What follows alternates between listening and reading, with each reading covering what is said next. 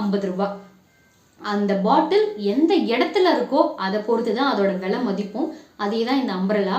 ஒரு சூப்பர் மார்க்கெட்டில் விற்றா அப்படியே ஃபிக்ஸ்டு ப்ரைஸ் 500 ரூபாய்க்கு வாங்குவோம். ரோட்டு கடையில் வாங்கினா பேரம் பேசி 100 ரூபாய் 50 ரூபாய் 200 ரூபான்னு வாங்குவோம். ஸோ ஒரு பொருள் எந்த இடத்துல இருக்கு அப்படிங்கிறதுல தான் அதோட மதிப்பு இருக்கு. ஸோ ஒரு இடத்துல எப்படி பேசணும் அப்படிங்கிறது வந்து நிறைய பேருக்கு தெரியாமல் இருக்கலாம். அதாவது எந்த இடத்துல எதை பேசணும், எந்த இடத்துல எப்படி பிஹேவ் பண்ணணும் அப்படிங்கிறதையும் சொல்லலாம். ஸோ அதே மாதிரி தான் இந்த கொடையும் இருக்கிற எங்கே இருக்கணுமோ அந்த இடத்துல அது இருந்தால் தான் அதுக்கு மதிப்பு.